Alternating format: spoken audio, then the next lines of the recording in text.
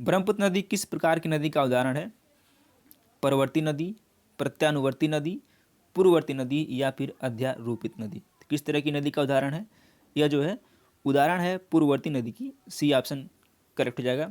और बात करेंगे हिमालय की जो अधिकांश नदियां हैं वह क्या हैं? जैसे सिंधु, ब्रह्मपुत्र, सतलज, तीस्ता एवं भागीरथी, ये सब क्या हैं? पूर्ववर्ती नदी के उदाहरण हैं। और जो ब्रह्मपुत्र नदी का उद्गम है वो तिब्बत में मानसरोवर झील के निकट चेमयुंगडुंग ग्लेशियर से होता है। इसकी जो कुल लंबाई है वह 2900 किलोमीटर है। कितना है? 2900 किलोमीटर इसकी कुल लंबाई है। लेकिन यही पूछे भारत में इसकी लंबाई कितनी है, तो भारत में इसकी लंबाई 1346 किलोमीटर है। याद रखना है, कभी पूछ ले कि ब्रह्मपुत्र नदी की जो भारत में लंबाई है कितना है, वह 1346 किलोमीटर है और कुल लंबाई 2900 किलोमीटर है। याद रखना है, दो फैक्ट हैं। अगले क्वेश्चन पे आते हैं। महाद्वीपों में गर्म मरुस्थल प्रदेशों की सही स्थिति निम्नलिखित में से किन भागों में है? 40 डिग्री से 80-60 डिग्री के बीच, 20 डिग्री से 30 डिग्री अक्षांश के बीच पूर्वी तट पर, या फिर 20 डिग्री से 30 डिग्री अक्षांश के बीच पश्चिमी तट पर, या फिर डी है 30 डिग्री से 40 डिग्री अक्षांश के बीच में। कितनी होती है?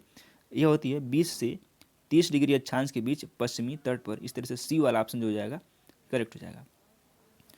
अगला प्रश्न लेते हैं। सूची एक को सूची दो फिर से मिलाना है। एक तरफ दिया है समुद्री धाराएं और दूसरी तरफ दिया है कि वह किस महासागर से रेडिएट करती हैं। आइए देख लेते हैं। तो जो अगुलहास धारा है यह जो है हिंद महासागर की धारा है। अगुलहास कहाँ की धारा है? हिंद महासागर की धारा है। अल नीनो धारा कहाँ की है? यह जो है दक्षिणी प्रशांत महासागर की धारा है। अल नीनो दक्षिणी प्रशांत महासागर। क्यूरोसी धारा कहाँ की है? तो यह जो है उत्तरी प्रशांत महासागर की धारा है। और बेंगुला धारा कहाँ पे है? तो यह है बेंगुला धारा दक्षिणी अटलांटिक महासागर की धारा है। तो इस तरह से ए का 1 हो जाएगा, बी का 4 ऑप्शन नंबर सी में दिया गया और सिर्फ इसी ऑप्शन में ये दिख रहा है, तो सी वाला क्या हो जाएगा? बिल्कुल करेक्ट हो जाएगा। चलिए अगले क्वेश्चन पे आते हैं। सारगैसो सागर है शांत सागर, उष्ण तथा खारा सागर, सागरी वनस्पति का क्षेत्र या फिर ठंडा सागर? तो जो सारगैसो सागर है वो किस तरह का सागर है? यह जो है सागरी वनस्पति का क्षेत्र है। इस तरह से सी वाला जो करेक्ट हो जाएगा ऑप्शन नंबर सी।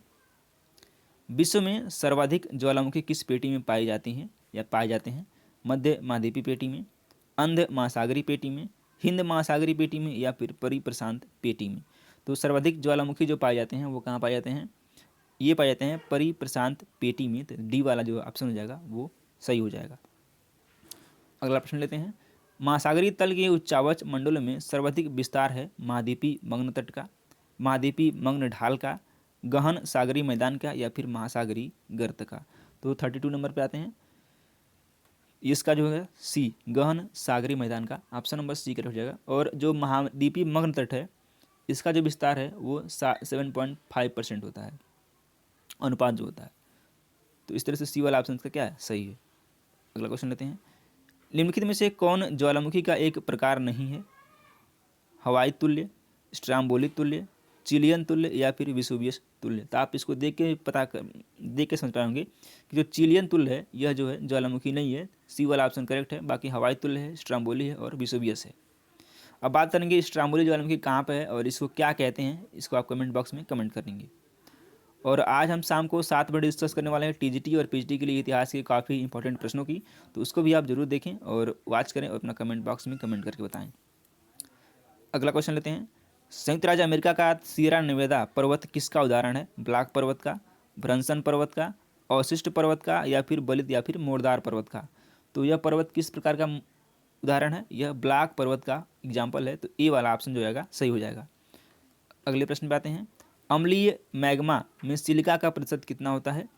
कम, मध्यम, उच्च या फिर नगण्य? तो इसमें कैसा होता है? इसमें होता है मध्यम। तो बी वाला ऑप्शन क्या है? सही है। निम्नलिखित में से कौन सी विश्व की प्रमुख महाद्वीपीय प्लेट नहीं है? नहीं है पूछा गया है। उत्तरी अमेरिकी प्लेट, दक्षिणी अमेरिकी प्लेट, अंटार्कटिका और आसपास की समुद्री प्लेटें या फिर डी है अरेबियन प्लेट? तो कौन सी नहीं है? डी जो है अरेबियन प्लेटें, यह महाद्वीपीय प्लेट नहीं है। तो option number D will be right. अगले प्रश्न में आते हैं। भामर उदाहरण है पैन प्लेन का, गिरिपाद मैदान का, मृत्तिका मैदान का या फिर डेल्टाई मैदान का? तो भामर किसका उदाहरण है? भामर उदाहरण है गिरिपाद मैदान का। तो बी ऑप्शन क्या है? करेक्ट है। अगला प्रश्न लेते हैं। आधार तल संकल्पना का प्रतिपादन किसने किया था? वाल्थर पेंक ने, W.M. डेविस ने, J.W. पावेल ने या फिर जेम्स हटन ने? तो आधार तल जो संकल्पना है इसका जो प्रतिपादन किया था यह किया था J.W. पावेल ने। तो सी ऑप्शन क्या है हमारा सही हो जाएगा। और लास्ट क्वेश्चन आज के सीरीज का, मैदानी क्षेत्रों से पहाड़ों तक जाने के दौरान तापमान दर में कितनी कमी आएगी? 200 मीटर से 1 डिग्री सेल्सियस, 205 मीटर के लिए 1 डिग्री सेल्सियस, 165 मीटर के लिए 1 डिग्री सेल्सियस या फिर 185 मीटर के लिए 1 डिग्री सेल्सियस? तो आपको पता होगा, आप इसको अच्छी तरह से जानते होंगे। तो 165 मीटर जाने पर 1 डिग्री सेल्सियस की तापमान में कमी आती है। तो इस तरह से सी ऑप्शन करेक्ट हो जाएगा। तो चलिए, उम्मीद करते हैं सेशन आपको पसंद आएगा। सेशन यदि पसंद आए तो वीडियो को लाइक कर लीजिए और चैनल को सब्सक्राइब करिए। धन्यवाद। आकाशीय पिंडों के बीच दूरियों को मापने की इकाई निम्नलिखित में से कौन सी है? फैदम, समुद्री मील, प्रकाश वर्ष या फिर मानक मील? तो आकाशीय पिंडों के बीच जो दूरियों को मापने की इकाई है वह क्या हो जाएगी?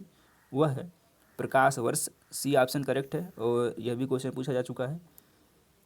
होता क्या है कि प्रकाश वर्ष वह दूरी है जिससे प्रकाश किरण यानी कि 2,98,000 किलोमीटर लगभग 3,000 किलोमीटर प्रति सेकंड की गति से चलकर 1 वर्ष में पूर्ण करती है। और इस प्रकार वर्ष 9.5 मिलियन किमी लगभग होता है, यानी कि 1 वर्ष। तो ऑप्शन नंबर सी करेक्ट है।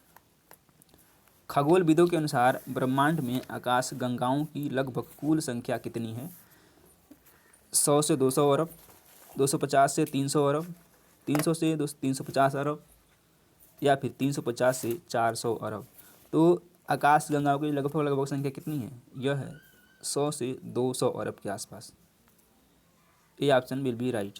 अगला क्वेश्चन लेते हैं। निम्नलिखित कथनों का परीक्षण कीजिए और नीचे दिए गए कूट का प्रयोग करके सही उत्तर का चयन करना है। सौरमंडल के ग्रहों की संरचना भिन्न भिन्न होती है। ग्रहों की संरचना सूर्य से दूरी से संबंधित प्रतीत होती है। सूर्य के समीपी ग्रह चट्टानों और धातुओं से निर्मित हैं जो उच्च तापमान पर क्रिस्टलीकृत हो चुके हैं। या फिर चौथा है, बाह्यतम ग्रह तत्वों से बने थे जो उच्च तापमान पर ठोस संघनित में बदल चुके हैं।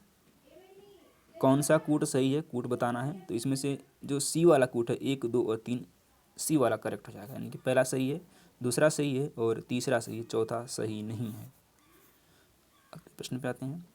पृथ्वी की सतह पर मौसम परिवर्तन के लिए उत्तरदायी कारकों की पहचान कीजिए। पृथ्वी का घूर्णन, पृथ्वी का परिक्रमण, पृथ्वी का अपनी धुरी पर झुकाव या फिर सूर्य का घूर्णन?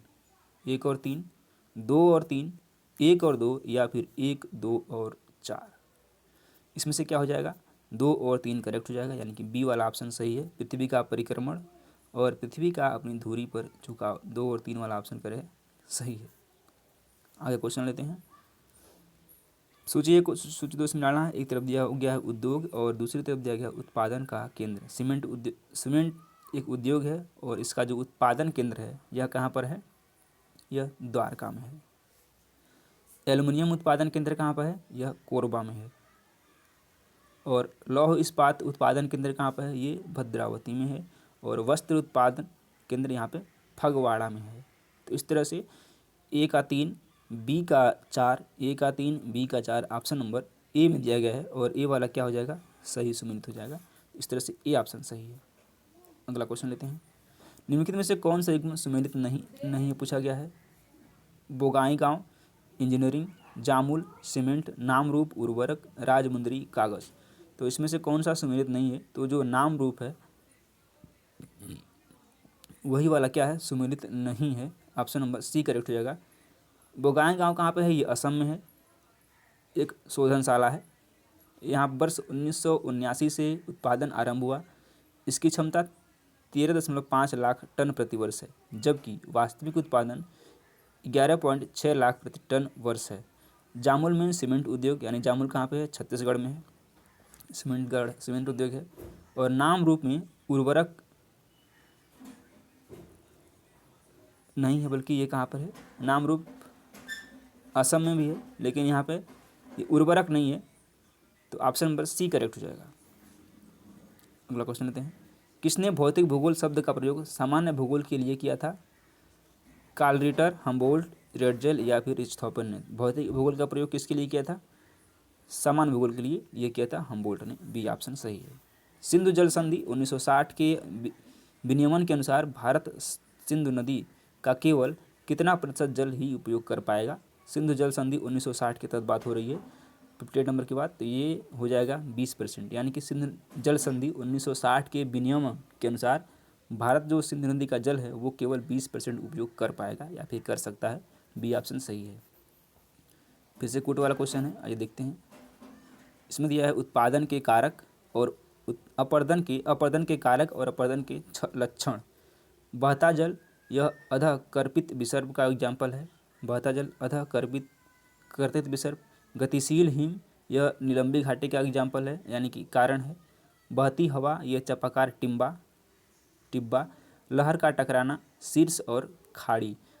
इस तरह से हो जाएगा आपका ए का ए बी सी और डी ले लीजिए, तो ए का हो जाएगा 2, बी का हो जाएगा 1, सी का हो जाएगा 4 और डी का हो जाएगा 3। तो इस तरह से ए का 2, बी का 1, सी का 4 और डी का 3, इस तरह से इसका मैच है।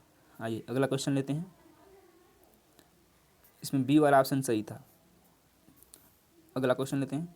निम्नलिखित में से किस वैज्ञानिक ने वर्ष 1687 में ज्वार भाटा तथा चांद और सूर्य के ज्वार भाटा पैदा करने वाले बल की पहली बार तार्किक व्यवस्था प्रस्तुत की थी? John Dalton, Gregor Mendel, Isaac Newton या फिर अल्बर्ट आइंस्टीन ने यह किया था? आइजक न्यूटन ने। सी विल बी राइट। अगला क्वेश्चन।